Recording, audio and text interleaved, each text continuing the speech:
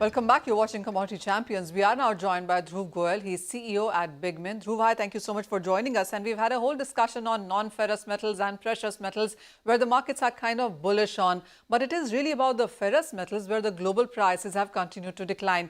I'll start with the iron ore prices because in last 1 month, we've seen 19% of a decline in the global space. How relative is it that to the Indian markets? What's the kind of impact that you see happen here? First of all, thank you, Manisha, for having me here. And on the contrary, how non-ferrous market is performing, the ferrous market is exactly opposite. And as you mentioned, the iron ore prices, which have corrected 19% in last 1 month.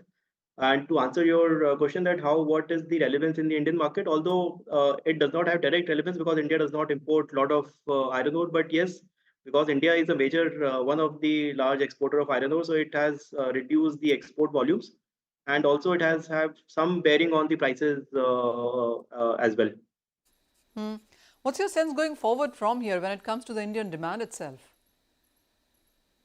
So overall, although this quarter, your Jan to March, is supposed to be a very good quarter from a demand perspective, conventionally, but because of election and other factors, this quarter has not been very good for Indian steel sector.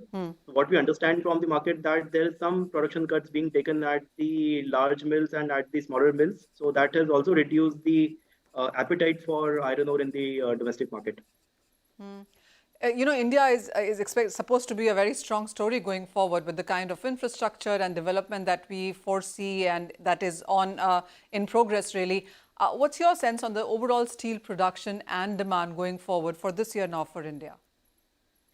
You're very right that India is a very, it's a very bright spot and the growth story is good. Although if you specifically talk from this year's perspective, so we expect that this year will be relatively tougher for Indian steel sector compared to what the margins, the production or the demand they have observed in last 1 or 2 years.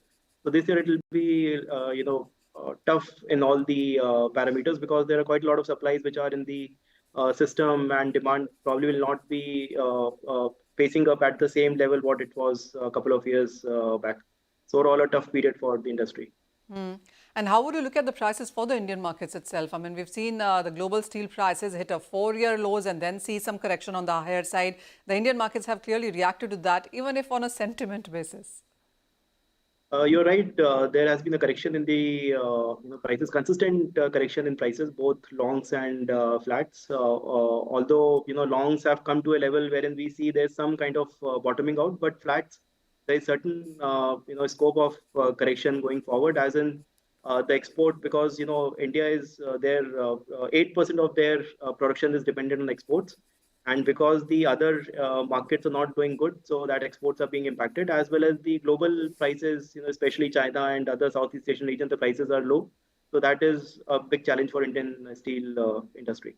Dhruv, you mentioned that for this year in India, our own consumption is going to be an issue as well. Of course, the global prices are weak. The exports are not picking up, as you said. The Indian domestic markets could be hit as well in sense of our own consumption. But when do you see the Indian markets improve going forward? So at least, because we have elections from April to June, so we do not expect a lot of activities to take place during this period. And after it will be followed by monsoon. So typically the demand has to come at a better pace. It will be after maybe September, October. Though also going forward, the Chinese data has started to come in slightly on the positive side. The dollar index seems to be doing well as well. So when you look at the global cues, where is it that you have your sight on? Is it going to be about the interest rate cuts? It's going to be about Chinese data getting better? What are you watching? Although Chinese data, whatever data is being reported by Chinese authorities are better, but on the ground, the situation is not very good. People are still bearish. The mills in China have produced more. If you see their inventory numbers, it is higher by 8 to 10% in Feb end compared to March first week. So the overall situation on the ground is not very good. In fact, that has also resulted in a very steep fall in your spot and future prices. Export prices would be anywhere between 520, 530 FOB levels, which used to be at 550, 560 levels a couple of months back. And when Dhruv, when it comes to prices, how connected or disconnected are we from the international markets? I mean, are we trading at a premium right now? Yes, we are at a premium of, in case if imports have to come, it will be cheaper by at least 2,000 to 2,500 rupees per ton. Although because of certain restrictions being imposed by the government, not direct barrier, but indirect trade barriers like the BIS licenses are not getting renewed. But if imports have to come, it will be cheaper by at least 2,000 to 2,500 rupees per ton.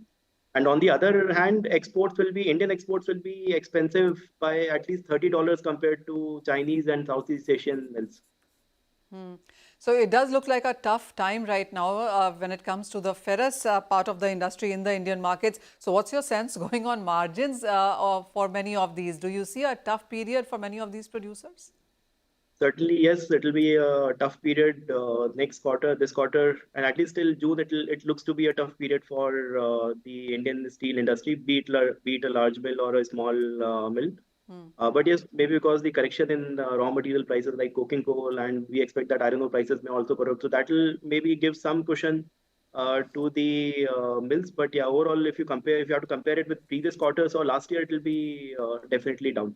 Dhruv, a final question. So what's your sense on prices going forward when it comes to steel or iron ore for that matter? Would you say that the correction is done? Or as I was talking to Guy and he said, yes, $100 a ton of iron ore in the global markets is a possibility. Would that impact Indian markets? Do you see further price declines? I mean, you've mentioned all the negative points really for the next couple of quarters at least. Would that mean further pressure on prices? I think there's definitely, market is expecting a price correction, at least in the flat segment. So, market is expecting anywhere between 2,000 to 2,500 rupees correction probably in next 1 to 2 months. Longs look relatively stable, but yeah, because maybe during election, not many government projects are likely to get awarded. So longs may also get under pressure, but it will be after May. But immediately the price correction is expected in flats, what markets are expecting. All right. So as far as the ferrous metals go, well, the international markets are weak on various levels and the Indian markets have their own things to deal with. It's going to be elections and then monsoons and not too many government projects will be awarded. So everywhere that you look, there is some more correction, some more pressure that we can expect on this sector. Dhruv, as always, thank you so much for joining us with your sense on that. And with that, it's a wrap on this edition of Commodity Champions. Thank you for watching.